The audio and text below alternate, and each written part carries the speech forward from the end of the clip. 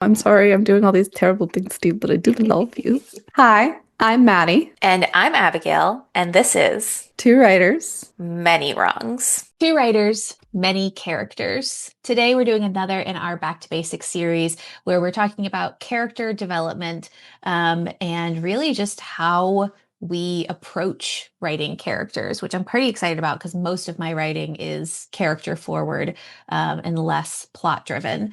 Um, we both had to prepare for this episode to really think through how you essentially create a person, right? hmm I mean, you would know more about creating people than I do. Listen, similar to growing your own human, creating your own literary character, they just do what they want to do. Like, there is no, yeah, It's so I true. try to control as best I can, but constantly when I'm writing, I go, oh, that's what my character wants to do. It's always a surprise, just like it is Do with having you children. do you have different relationships with your different characters? Like the way Absolutely. they present themselves to you? Yeah, absolutely. My main characters in my first book, because that book is so personal to me, I'm very protective of them. hmm And especially the female lead character is such a combination of so many women in my life that I love, that anytime that another character in the book is shitty about her, it makes me angry. But that's also kind of like her lot in life is that people think she's bossy and assertive and, crass and whatever. Which is why I love her. So yeah, definitely there's certain characters that I'm more precious about. What about you? I think that's true. I mean, like, there's definitely characters that I have different feelings about for sure. Mhm. Um, there's one character who's like, he's my favorite, and he's the one I torture the most. Uh-huh. He like just Very goes through the different worst stuff. definitions of favorites that we have. He's like the one who goes through all like the worst things, and Hmm. but he always comes out being a sweetie pie, even though he's going through really hard things all the time. Yeah. Um, and then there's characters that like I want to be protective of, but like I know their futures and stuff. Yeah. But I also know that they can handle it. And I have to remind Hmm. myself that like they're the kind of person that can handle it. Because like, I originally started with like when the character who's the 8-year-old, no, she's 12, sorry, Hmm. 12 in my current book. I started in a book when she was 23. And so I know like Hmm. her future. And so it's hard, like she's just a baby now, and I know like the things she's gonna go Yeah. through. But it's also like she's really tough. She's a tough kid. So there's that. But I also mean like specifically, is there a way like do you write characters differently depending on the character? Just the Um, process for them. yeah, I think so. I have in my second book, I have probably eight voices or eight characters that are all switching narration for it.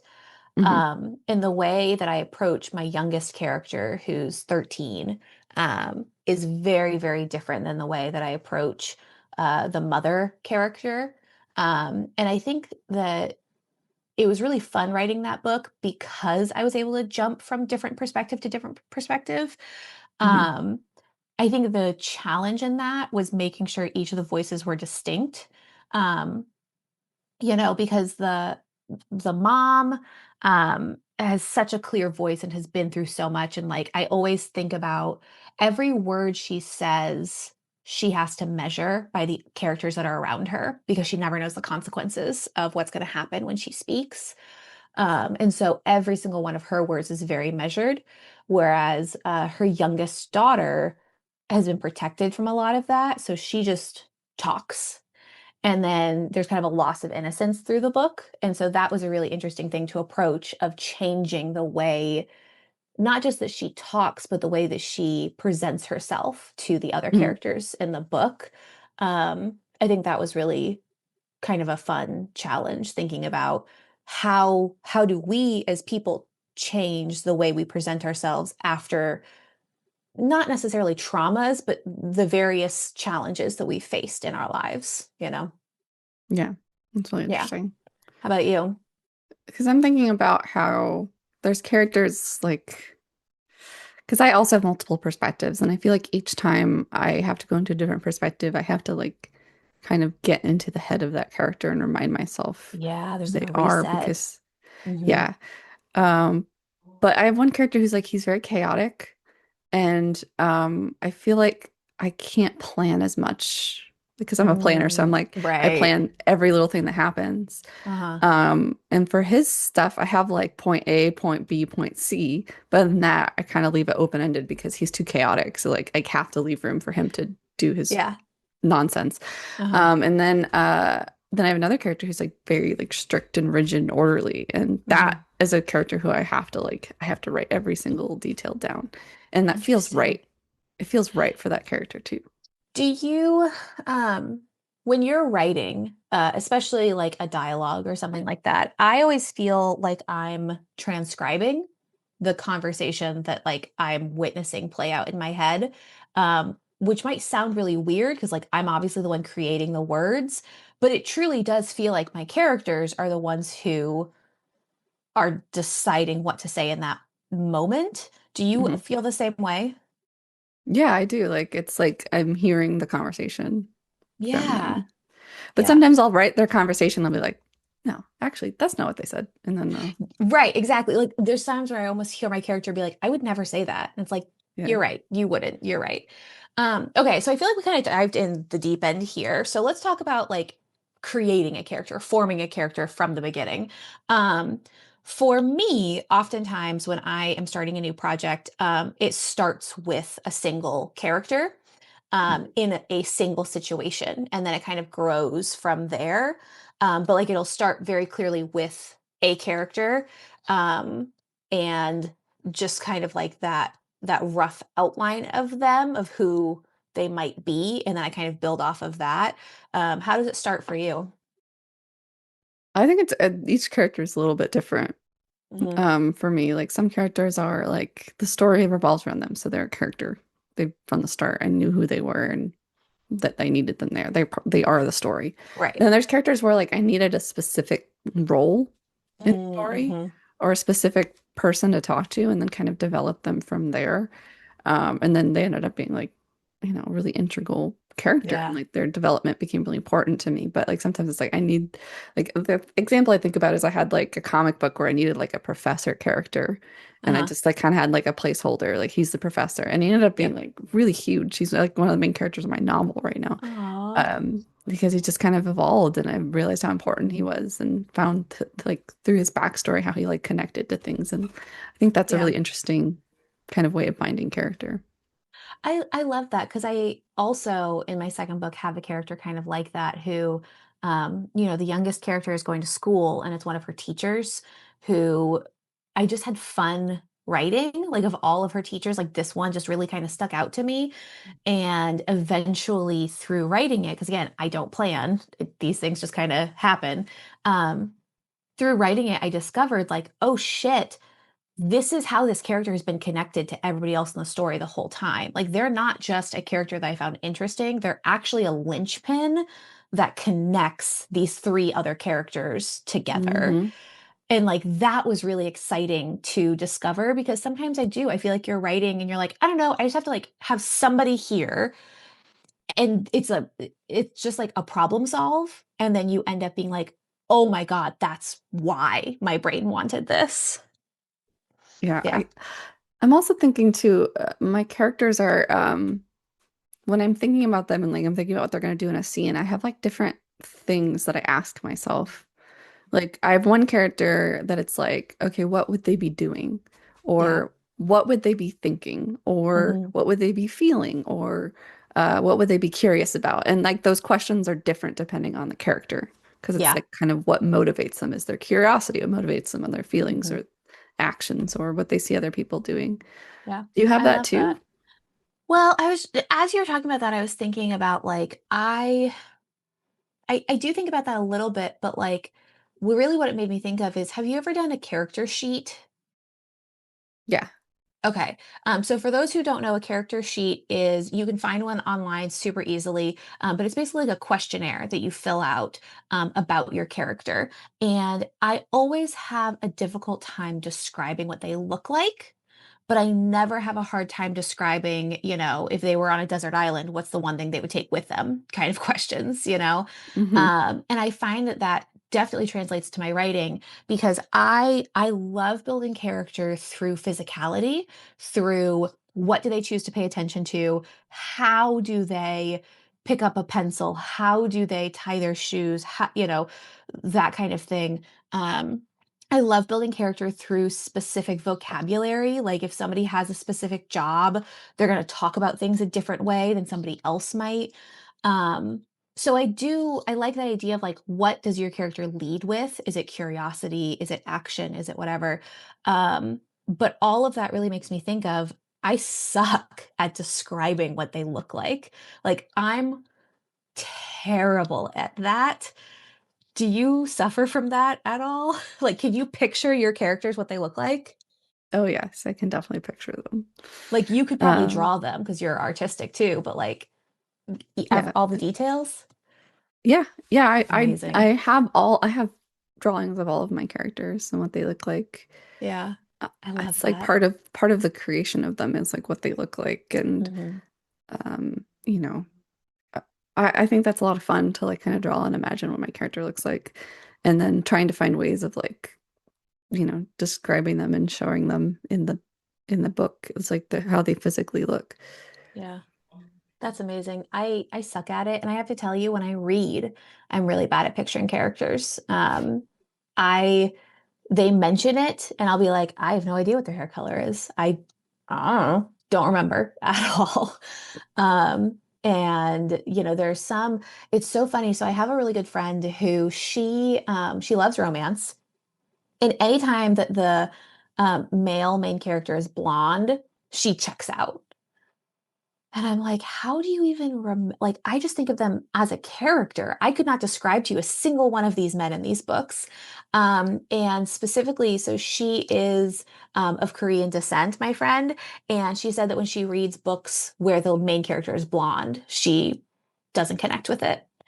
And, it was one of those things where I was like, I'm also a brunette, but like, it doesn't affect me at all what the character looks like. I don't know. Do you ever feel that way about what a character looks like? Does it affect you? I mean, yes, because like if they introduce a character, a male character, and he's got um dark hair and dark eyes and glasses, I'm like immediately I'm in love with this character. I don't care anything else about them. Like I am now in love. Like and then like I get like very emotionally attached to them. And like there's one Hmm. character that's like that, and he's like the worst. And it's like it doesn't matter because I love him. That's so funny. I think that's adorable that if anybody even vaguely seems like your husband, that you're like, yep, I love him. He's the one. Love him. He's perfect. Even if he's That's like so an cute. absolute monster, it's like Doesn't I can't matter. help. Dark hair, I guess glasses. That's the one. that's him. That's him. Is that why you love me too? Because I have dark hair and glasses? Yeah, dark Oh, hair, dark I'm eyes, so and glasses. lucky. That's it. That's my type. I'm, I'm so lucky. Um, yeah, I don't know. I really I don't think about what the character looks like, which it has become a problem. So I have characters in both of my novels who are people of color, and because I suck at describing what somebody looks like, that often doesn't translate until they are in a situation where it is revealed that they're a person of color. And it's always for a specific reason. Like I'm not just throwing it in there willy-nilly, whatever. But like that has been a challenge because I hate in literature that there's that kind of double standard of like if you don't describe somebody, their default is white. Mm. And so if I describe my characters of color in their skin tones, I obviously want to describe my other characters as being white in their skin tones and whatever. And I suck at all of it. And the continuity is really bad. Like I'll mention like, oh, a character has like dark wavy hair, just like their mother. And then, 3 chapters later, I'll be like, their mother's blonde locks. And it's like, wait a sec, hold on. That's Well, not then you can always wait. Then you could be like, she's a box blonde. She dyes her hair. right. She's Yeah, naturally brunette. exactly. Exactly. Yeah, something like that. Um, But yeah, I always find when I approach character, I very much sink into the nitty-gritty of who they are, of what past things have contributed to the way they interact with the world, because I think that always reveals a lot about us. I always look at what their job is because I think that reveals a lot about a person. I always look at like their attachment style. Like I know that that might sound weird, but I think that that's a really big deal with how we interact with the world is our attachment styles. Are there any other like niche things that you think about when building a character? Every single one of my characters has a birthday. I love Every that. single one has a birthday, so I know their sign. Okay, weird question. Your Ah, books take place in space. uh-huh. No, they have like birthdays Earth like here. birthdays. Okay, okay. Gotcha. I love that you know Right. their sign. Do you do like a whole chart, like what time they were born and everything? So like you have their I rising don't and go their that moon? far. Okay, I don't go that far, but it is okay. like, oh, this person is an April Taurus versus a May Taurus because they're different things, That's like that so kind of thing. cute. I But it's love like that. I have in my story, I have this idea that like even though their dates and stuff are different, there is Hmm. like a 1-to-1 ratio. Like Yeah, they may have been born in July on right, Earth, but right. it's called something different on Yeah, their yeah, planet, yeah. but Yeah. it's still Okay. July 12th that they were born. Okay. I mean, that was my genuine question was like, did you create your whole own zodiac for this thing? That would be Yeah. cool. No, That would be don't give me something like that crazy. because Oh I my gosh, that would. would be wild. Well, I've gotten really into. I've watched a lot of TikToks recently about the Lunar New Year. Fun. Because my first daughter is the year of the dragon, and my second daughter is going to be the year of the horse. And both are very aggressive symbols. And then my Oh boy. first daughter is a Pisces, and my second daughter is a Gemini. So they just have a lot of fucking emotions. And like with me being a Libra, I'm like, okay, I get it, but we need to like take it down a notch. Right, exactly. I cannot be Balance. at an Let's emotional high balance. all the time. Striking um, balance. so I love that you know their zodiac sign. I want to do that for my characters. I think that would be really fun. Now, my question is, you come up with the characters and then do you think what sign do they fit into and then give them their birthday? Or do you assign a random birthday and then give them those Oh no, no, no. traits? No, I'm like, no, he's definitely Okay. a Cancer. Okay. 100%. I know he's a Cancer. He's a July Cancer specifically.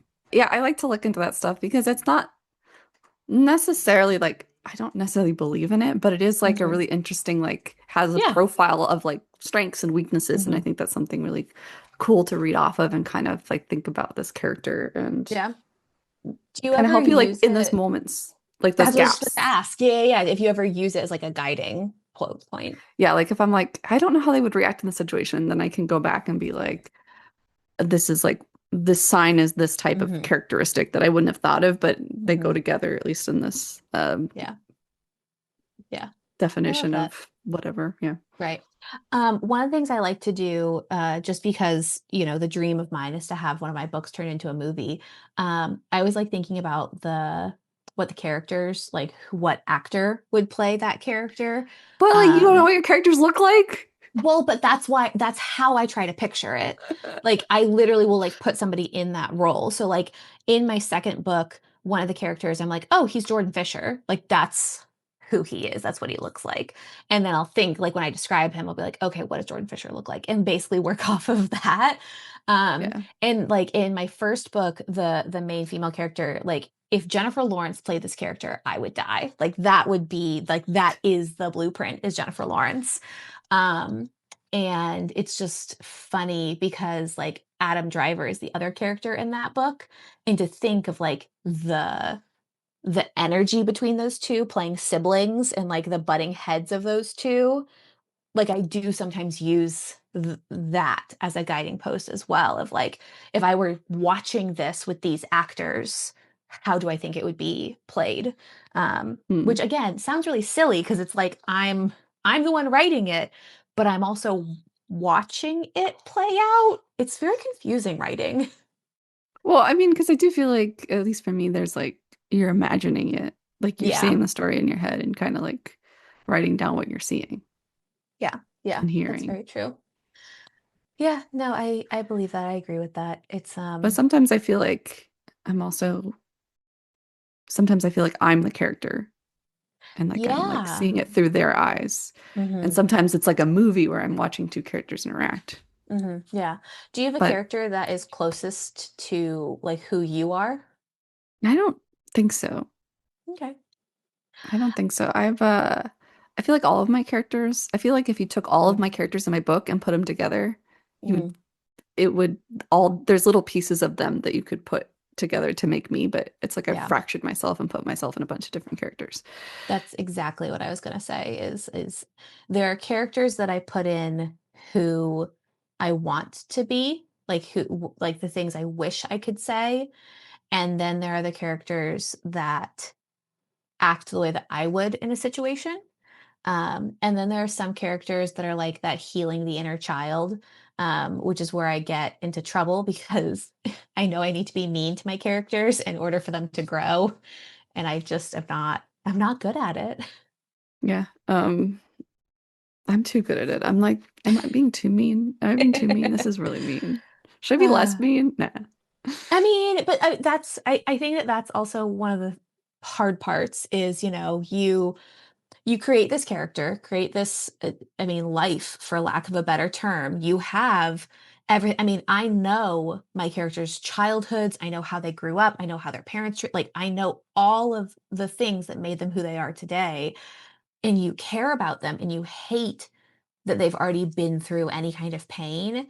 But in Hmm. order to have a story, they have to go through pain. I mean, my mom used to always joke about, all the stories that we tell are always like the bad stories because, oh, my mom was wonderful and loved me so much isn't a good story.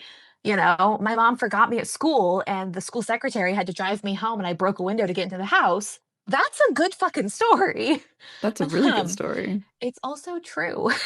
My mom made the school secretary, cookies after. Um, to be Yeah, fair mom. she was in the process of directing a play for my brother. So it's not like she was just, like, fucking around. She was being a great mom to my brother. She just forgot me. Oh, It's okay. It's the youngest child, Um, it's part of it. But again, like that's a good story. All the times that my mom was there for me and showed up and was on time and caring, it's not as exciting. And so I think that that's the same thing with our stories and our characters of like, if they don't go through anything, they don't learn anything, well, nothing but also, happens. so you tell the story of that, and then you tell another story about how later on your mom did this really cool thing for you. It's more Right. meaningful because of the Yes. fact that you went through something hard. Yeah, yeah, exactly, exactly. And again, I think that those are the moments that kind of reveal who our characters are is how they react to certain situations. And it's funny, so like in my second book, the three sisters have all been taken into a bunker and blah blah blah, and the youngest sister, since she's only 13, she has to go back to school after this traumatic event, and everybody in school is talking about the bunker girl and trying to figure out like who it is and whatever. um and it's so interesting because I know if it was the middle daughter character who had to go through that, she would be so aggressive and in everybody's face of like, "It's fucking me. What do you wanna talk about it?" And having the youngest character being, like, really ashamed and afraid and whatever. Um, I do love thinking about that, like, how if a different character was in the situation, how would they handle it? And sometimes that difference reveals to me how So the you actual think about character. birth order. Yeah, I love birth order. I love thinking about it. Yeah. That's But really I also interesting. find that because I am I'm the younger child, but I'm also the first daughter. So it's a really weird mix of responsibilities and be like getting off scot-free because you're the youngest. And so I think about that with my characters too. It's not just, oldest, middle, youngest. I also always think about the gender. I think about where the parents were when they like procreated and stuff, because I think there are times that the oldest sibling that's supposed to be really quiet and stoic and whatever is like, yeah, fuck all of this. I'm out. And then the next sibling has to take on that responsibility. So I Yeah. do love thinking about birth order. And as I always you find being an only child, it's weird, well, frankly. what's weird to me is like people don't know that I'm an only child and they'll guess what I am. Oh, And that's always really interesting because there is a consistent answer that I get. I'm sure people always guess oldest daughter. Mm. Yeah. Yep. They always Yeah. guess, well, they guess I'm the eldest. Yeah. Yeah. Always. And it's 100%. like and it's like, I mean, technically, Yeah.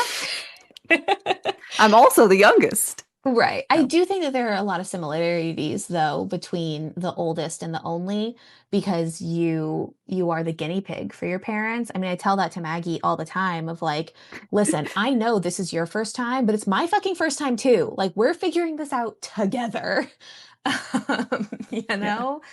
Uh but it's also funny thinking about like um my husband and I are both youngest children, but our roles in our family are very different because he's the youngest child of three and he's the only boy. Hmm. So, like, he truly got to fill that class clown, like, distraction kind of coping mechanism, like, role in his family. Like, he's very much the comedic relief. Yeah. And I'm the youngest, but since I'm also the only girl, my brother and I really trade off like who's responsible for this, who's responsible for that. When is it time to be like funny, scot-free? When is it time to be serious? And it's a totally different dynamic having an older brother than an older sister. Hmm. It's interesting. I also think it's interesting with my husband who's a twin because that's a Oh, yeah. completely different dynamic. Yeah. Yeah. Um, I yeah. love thinking about if my characters have family because I find that to be, first of all, I write about families. Like that is my bread and butter is writing about family dynamics and family drama.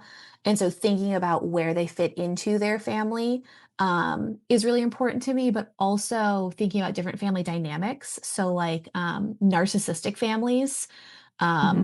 are so interesting to study of like who is the center of attention. Especially with children, there's always the golden child and the black sheep of the family and then the forgotten child. Whereas like enmeshed families, completely opposite dynamic of, very, very loving and supportive on the surface, and then it can get very codependent the deeper you get. So I do love studying the different family dynamics and thinking about where my characters came from. All right. So, how to write character? Like, what are the elements that make a character? Like when you're writing, how do you present character on a screen? hmm That's a Um, great question. on screen. I'm thinking screen because I'm thinking of typing, but I do mean like on the No, page. I know. Yeah, yeah. Uh, So, what it's elements do you hard. think? We've talked a lot about the psychology behind creating a character. There's obviously like the physical aspects of trying to relate, um, what's most important, what's notable, what makes a character stand out. Um, that's, it's hard to focus on because if you have a character who, maybe has like a physical difference from the other characters. You want to be sure to point that out, but you always want to have a reason for it. Same thing with any kind of like mental differences. I'm thinking like one of my characters has a limp Mm. and trying to incorporate that in like a honest and respectful way, is always hard. Um, I don't know what other, it's hard breaking it down into elements because I always want them to feel like a whole person. So Sure. breaking it down is difficult. So, what you were just saying reminded me of there's a game called Persona 5. Mhm. And there's a character who broke their leg. Mhm. And in his model, when he walks, you can see that he just ever so slightly favors his right leg. And when Mhm. he and the sound effect when he walks, you can hear like a limp. And it's very So subtle and you wouldn't interesting. notice it if you weren't Mhm. listening to it, but like that is very meaningful to Josh as somebody who broke his leg and he still walks with a Yeah. limp. And he's like, Mhm. because it's you can see it and you can notice it, but it's not Mhm. like they don't like over exaggerate it. It's Right. something that affects the way he walks, but he still seems like if you weren't paying attention for it, it seems like he walks perfectly normally. I Well, think and I that's a think really cool thing. I think that's the challenge when it comes to writing versus a visual media is, I had a mentor in grad school talk about accents because I had a character that had like a thick Southern accent. And, trying to portray that without it becoming like grating to the reader. And so, not having the character drop every G, Yeah, but just just do it every so often. I mean, that's the challenge of having it be written in your reader's imagination versus in a movie, you can just have an accent. mhm. Um, and even having another character say, he said in a Southern drawl, if you're not writing that in some kind of dialogue, it's not going to be remembered. So I think that's a really tricky aspect of a character too, is how much of their differences do you put in?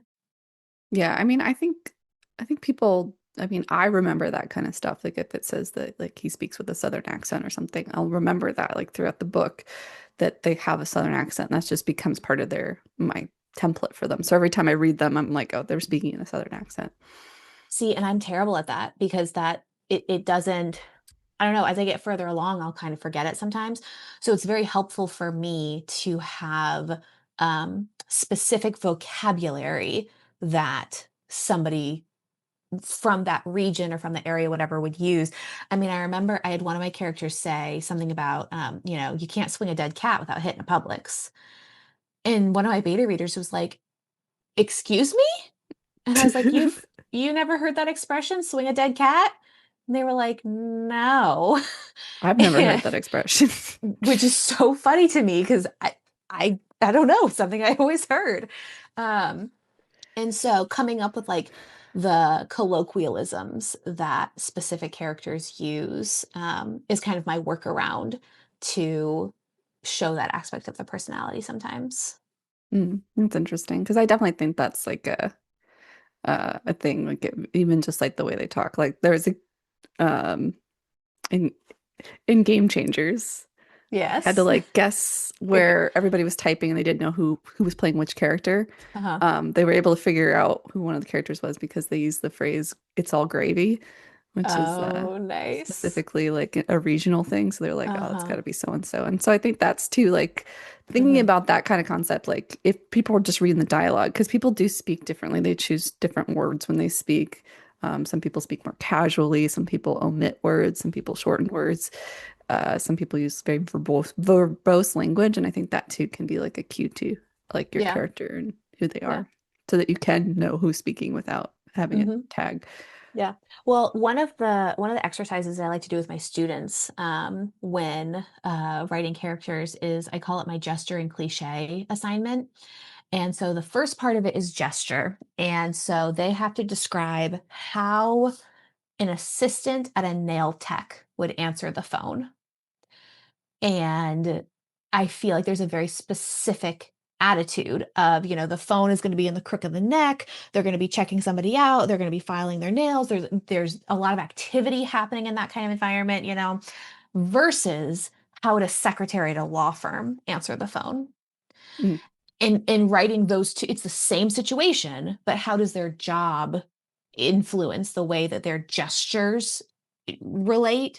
And then the other part of the assignment that I do is the cliche, which is I have people say, how would a wizard say it's raining cats and dogs? And like having to think about, okay, well, this character, it's raining cats and dogs isn't going to be something that, Middle Earth is familiar with. So how would they say it's raining really heavily? And so I always like playing that game of like where is this person coming from and how is that influencing the way they speak and the way that they move. Because that's the way that I do my characters for the most part. That's the only way I can make them unique. Yeah, I think that's really interesting. I also kind of like the concept of thinking about like the way law firm versus nail tech, Mhm. because you could take it a different way entirely. Because you could Yeah. be like, because of their personality, even Mhm. though they're working in a nail tech, they answer it like the way somebody in a law firm would. And that kind of that sets that Mhm. character up to be really interesting. Like, oh, they're not like Yes. you would expect them to be. Why are they here? And Yep. that's kind of a way of introducing a character. Absolutely. Um, And that's where you get like when you think of like my cousin Vinny, that's where you get that subversion happening of like, oh, this, Jersey nail tech, whatever. She's not, and then she fucking busts out all the automotive language, and you're like, oh, you're really fucking smart. Which I do love having the subversive moments with characters too. Yeah, because I think having those subversive moments, putting your character in a situation that is unusual for them, can Hmm. really help them shine. Like they stand out like Yes, a sore thumb. And I think that's absolutely. really interesting. Yeah, I because I don't want to rely on stereotypes too heavily. I think that they can be useful to a certain degree, but the truth in character comes out when they break those stereotypes. Exactly. But like, Yeah. I think it helps when you're getting started to write stereotypes because Yeah. then you can like, because when you're writing a like a stereotype about like a secretary and how they might behave, Hmm. you can think about all the things you would know, like their gestures, the way they sit, Exactly. the way they talk, and all those Right. things kind of help you understand what to be looking for in Right. character. Right. And we're not talking about obviously just I say all these things as if we have like 100 listeners that are going to roast us on the internet. We're going to get canceled. But I still feel the need to say, like, we're not talking about like gender racial stereotypes. We're not talking about harmful stereotypes. We're talking about what does a secretary do? But I always feel the need to say that just in case we get famous one day so we don't get canceled. Well, here's the thing, they're not going to keep this part in. They're going to cut the part. That's true. That's true. They're going to So say, it's a moot point. yeah, these two idiots think that stereotypes are important. No, they're No, not. They're not. I'm just thinking they're not. about like, Yeah, and it it's a doesn't good have to be starting like, point. it doesn't even have to be like Hmm. it doesn't have to be like a real stereotype. It could be like Yeah, your own stereotype of what you think a exactly. certain profession is like. Yeah. Um, Yes. Yeah. yeah. Exactly. I mean, and that's the funny thing too is that firmly believe no matter what, if you are a secretary, you should know what a Rolodex is. I don't care how old you are. I think you should know what a Rolodex is. And I know that's not true. But Do I also have to like, do they call them secretaries anymore?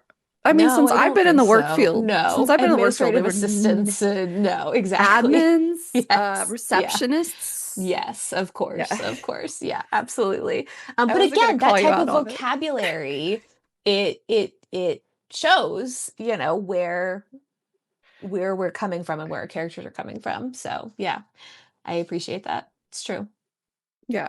Okay. So, character on the page, Hmm. things that you can use to show character is Yep. like what they look like, what they're wearing, how they do Yep. their hair. Absolutely. Um, then we have dialogue. Obviously, we Yep. talked about that. Hmm. Um, Action, the kind of things that they do in the story, like Yes. what they do, Gesture. Hmm. gesture. Yep. I think what's really interesting is not just like what the character does or says, but what they don't do or don't say. Yeah. And I Hmm. think those like moments of like the Hmm. the moment of like they know like the classic miscommunication and they could just tell this Yes. person that something happened but instead they walk away and let the Hmm. moment end, and that says a Hmm. lot about that character Yes. And and providing creates obviously reason. tension. Yeah, for all of that too. I also think that reaction is a really big one is not just how they enter a scene, but how they react to everything going on from other characters too. Is going to say a lot about them. Yeah. I think too, another thing that's interesting is how they interact with different characters. So like Mm-hmm. they act this way with one character and with this Yeah. character it brings out a different side of them. Mm-hmm. Because something I've always thought is really interesting is I think about like myself when I was younger and the Yeah. people that I knew then that I don't know now, I would Mm-hmm. be unrecognizable to them. Yeah. the the Maddie that they imagine is very Mhm, different than the Maddie that I am mhm. now. Well, and even things like I am known as being very straightforward and confrontational within my friend group, but in my family, I am the least confrontational person there.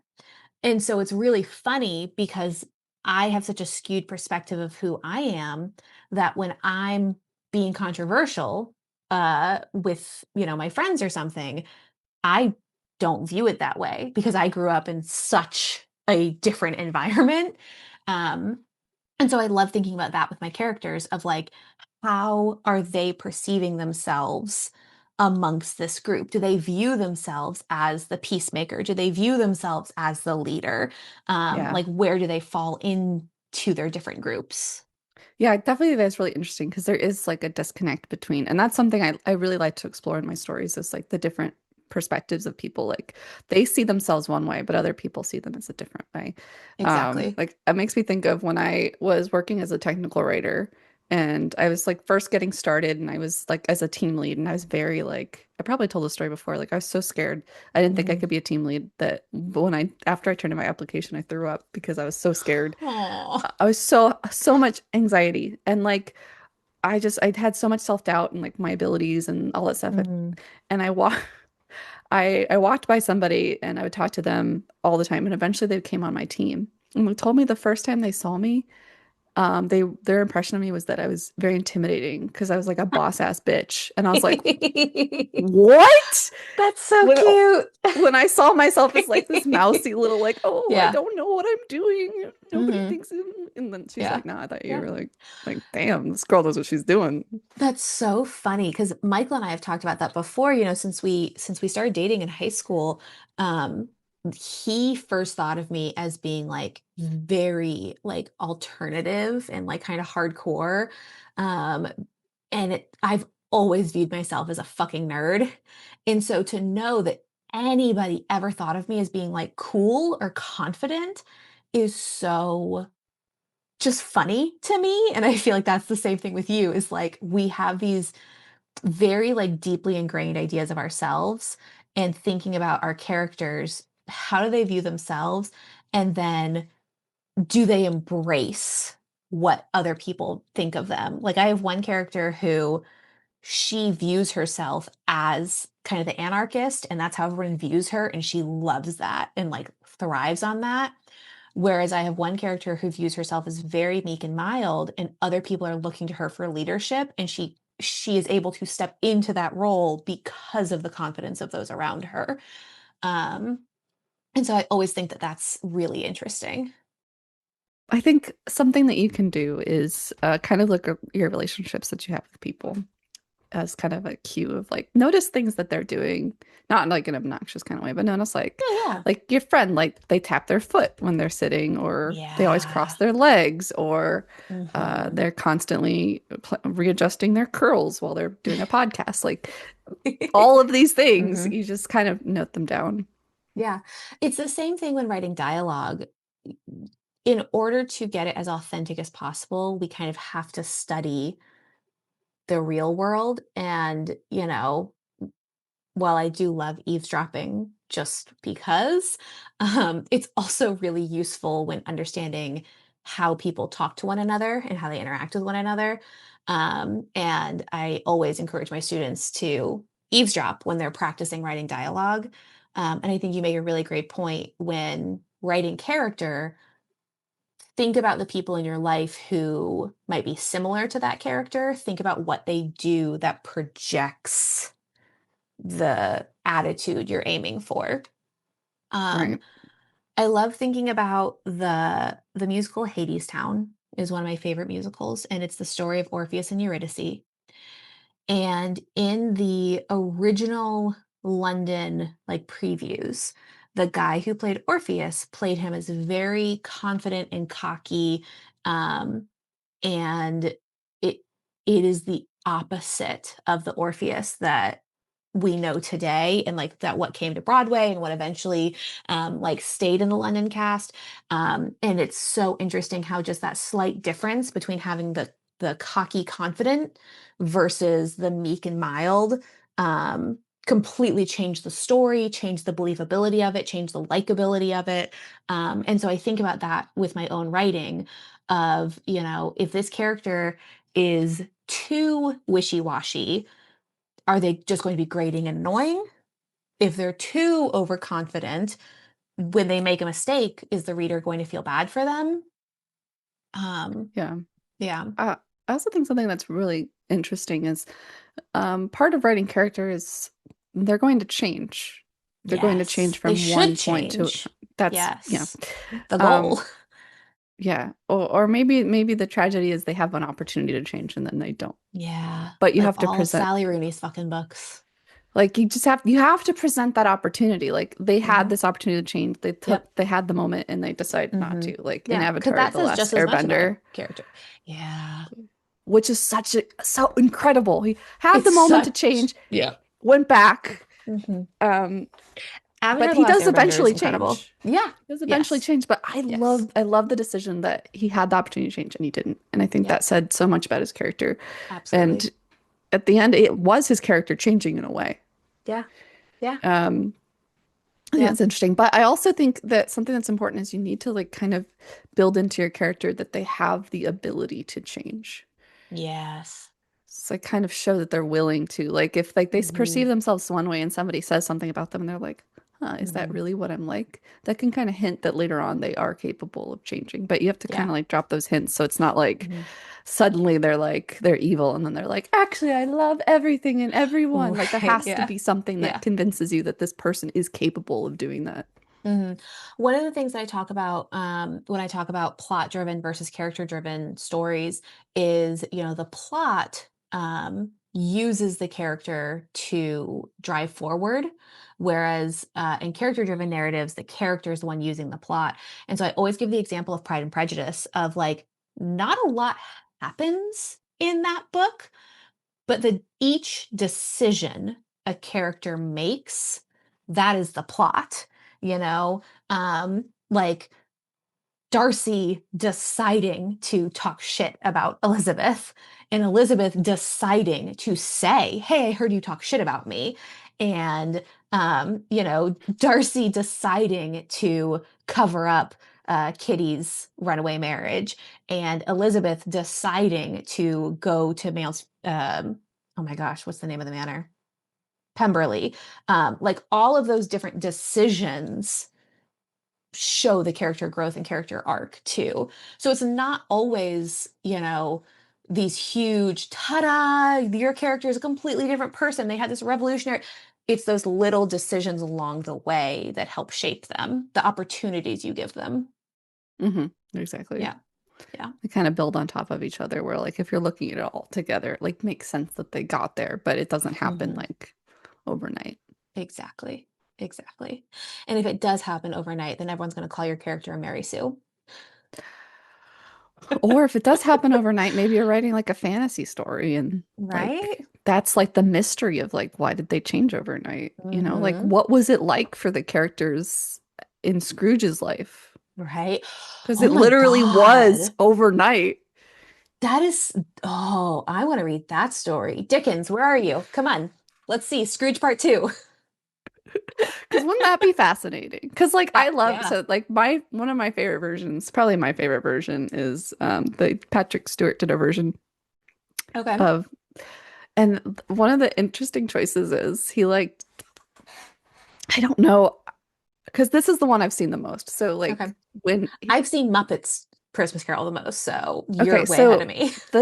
the next time he sees Bob Cratchit, Kermit. he okay, the next time he sees Bob Cratchit, he's like he acts like he's gonna be really mad and angry at him. Hmm. And then he's like, "You're late, and I think I'm gonna have to give you a whole raise," and like gets really excited. And Bob Yeah. Cratchit grabs the poker, and he like stands away from him. He's like, "What the hell is happening?" Oh, that's so good. I love that because that makes Hmm. sense. Because if like he Yeah. did that all of a sudden, you'd be like, "I Hmm. don't know what's happening. I feel like That's my such life a is in great danger." choice. And Yeah. then Patrick Stewart's like, "Okay, okay, I know. I'm sorry. I know this is weird, Yeah. but." Hmm. I've been an ass for a very long Yeah. time. Yeah. And I would Mhm. love to see that story. Like, what was Yeah. it like for Bob Cratchit? Because it's like, oh, and then Mhm. he was like Mhm. such a, he was became like a second father to his son, and Right, all these yeah. things, and it's like, but like, people were like, how were they? Because I know that they say in the story too that like, people made fun of him because he Right. suddenly changed, but Mhm. also there had to been a lot of characters like, Yeah. are we sure? Is Yeah. this like some kind of like scam Mhm. he's doing? Like, I also think it's really hit his important head? to see character backslides Mhm. of you have this change of heart, but how far can you take it? If you change so much and nobody believes it, at what point do you go back to being the villain? Because that's what Right. people expect. So I think that's so interesting. See, and this is why my sister is so funny. She wants a sequel to everything. She wants to know characters' birth to death. And so she very rarely reads standalones because she just wants more of that character growth and development. And now you're making me literally want a sequel to A Christmas Carol. I mean, because it's interesting to kind of like think Yeah. about those things, but those are, Hmm. I mean, it's so interesting to think about character because, you know, of course he changes because of the things that happened to him that night. Right. Um, but old habits die hard, you know? So like I'm sure there'd Yes. be moments where like he would slip up and he would have Hmm. been like kind of crotchety about something, Hmm. but I Yeah. would be interesting to see. Or like maybe Hmm. he's only good on Christmas. Like I don't know. Like Right. But I love that notion that Bob Cratchit picks up the fire poker to defend himself because I think that speaks a lot about his character too. And I'm thinking about, in my book, um, the mom who takes her daughters into the bunker is like, yeah, I recognize that was wrong. I do it again. I have no regrets about what I did. I would absolutely do it again. And then the daughters have to decide how to react to that. Okay, well, do I see where you're coming from and forgive you? Do I think that you're a fucking sociopath and never talk to you again? Like, um, so I like that idea of how the characters react to somebody changing or owning their truth or setting a boundary or whatever. Because I yeah. agree, Bob Cratchit, I mean, the fact that he, you know, put up with Scrooge that long, Yeah. it says a lot about a But character. yeah, it does. It does say a lot about a character, but it also says a lot about that character's circumstance. Exactly. Exactly. Yep. Yeah. I've really enjoyed this, but I also love characters. I think it's because I love people. And there's nothing more interesting than to me than going to Disney and just people watching for the day. And that's kind of how I feel when I read books is I'm getting to people watch Mm. and see these people's lives. And you know what's really interesting is like you think about let's say you're at a restaurant and you and your spouse are having a kind of a heated conversation. Like you're not Hmm. fighting, but you're Right. having a heated conversation about something. Hmm. Yeah. And the waitress comes up and you guys are like, "Hey," she knows that you Yeah. guys were fighting, but she might have this impression like you guys are having Uh-huh. like a Yeah, difficult yeah. relationship or like, Yep. but like that's Hmm. not true. Right, Or like you exactly. meet somebody and like I didn't hold the door for somebody, but it's because I was like I just got really Yes. bad news and I just kind of was Hmm. out of the zone. But then they're like, Yep. this person's an asshole, they're Right. rude. But Yes. like there's people who just like they see like a little moment of you and they make a snap Yes. judgment call because that's how we are, human Of nature. But I think course. that's Yeah. interesting too because you Hmm. do kind of have like just these like windows that you're peeking into this character, so Hmm. you're not seeing the whole picture. Yeah. Yeah. I love that idea of first impressions. If your character walked into a room, what would your first impression of them be? How would they introduce And themselves? I think that's a and would it be great right? question to ask. Yeah. Yeah. That's a great, great question to ask when writing a character is, you know, how would they present themselves? What would their first impression be? Yeah. Yeah. Yeah. Or like I like thinking about what would their first impression be, but versus what would they want their first impression to be? Yeah, that's a great question too. I really think I- I've only done it once, but I think it was very worthwhile to do a character sheet. My problem was I because I'm a pantser, I have to write first to kind of discover who Hmm. they are. And then once I finished a draft of my novel, I went and did a character sheet for my two main characters. And then when I went through edits, I had a clearer direction of like, how do I define them? Because my rough draft is such a sketch. And then Mhm. the editing process is where I really refine the way they speak, the way they act, all of those things. I think definitely doing like some sort of character mapping, Hmm. when you start doing your revision process, I think that's super helpful because you can Yeah. look for consistency in that character. Yes. Like Hmm. like if you have like the set, like this is how they always talk. I have little Yes. notes about like because they're from different perspectives. Hmm. My novels in different Yep. perspectives, and my characters have like titles, and it's like this character is very prim and proper. Whenever she thinks about this character, she's going to use their title, I whereas love this that. character is always going to use first names, Hmm. like always. So never like refer to this Hmm. person with a Yep. title because they just Yep. wouldn't. This Yep. character will always refer to this character Hmm. as dad. She would never call him Right. like Yeah. the prince because it's her dad. She wouldn't Right. say. The hard part for me is I have one character who in the beginning of the book she says mama and daddy. Mhm. And then as she gets older, she switches to mom and dad. And my beta readers had a really hard time with that because they were like, it's inconsistent. It's like she's growing up. Like that's language being used to show the passage of time. Sure. Um, and But do you huh. have like a character note that? Well, and so that's the deal is that to me, if one beta reader says something, it could be a misreading.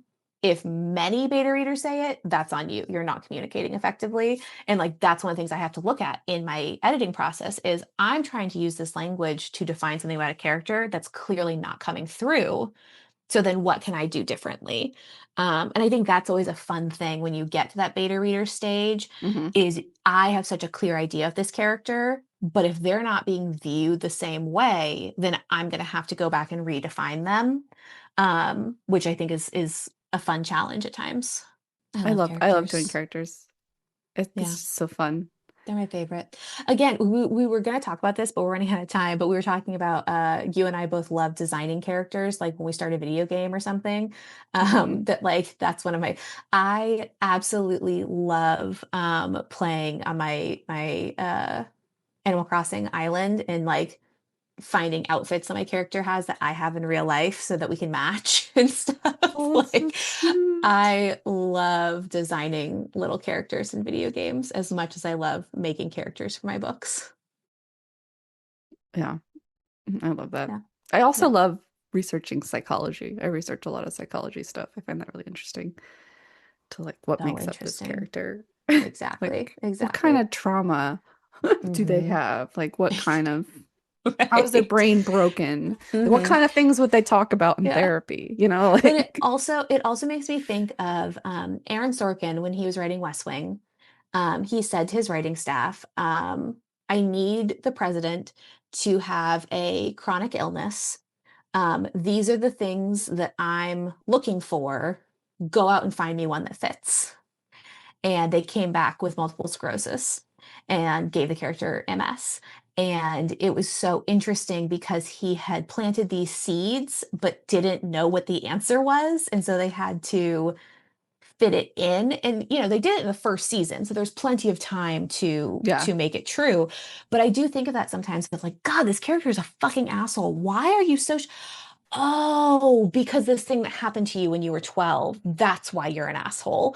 And that's always kind of an interesting challenge too. Yeah. Um so I have a couple things to say. One, I recently finished an anime that I really like. Hmm. It's called Romantic Killer. Hmm. And it's like this idea of this girl who's um being forced to fall in love, but she's like very resistant to it. She does not want Okay. to fall in love. Um, so she's trying really hard to avoid all like the romantic tropes that keep happening in her life. Anyway, so Hmm. there's a character when she meets him, he's like a complete ass. Hmm. And like he like refuses like some because it's very like common in Japan to like do like love confessions. So he refuses the love confession. This girl falls and he doesn't offer to help pick her up. But you Ooh. find out later that there was a woman who he helped up and she became his stalker. And she like So drugged him and like broke into his interesting. house and stuff. So he's Oh very my like gosh. cold to all these Yeah. women, but he's not a jerk. It's because of his He's had trauma. trauma. Yeah. Really terrible trauma. He had to Yeah. like move cities to get Right. away Yeah, from yeah, her. yeah. No, And that so is so like interesting. Yeah, I love finding out why characters are the way they are. And like, you I know, love make them a jerk, revealing but they're not, that. you know. Right. I love revealing that to my reader. Like nobody becomes an asshole in a vacuum.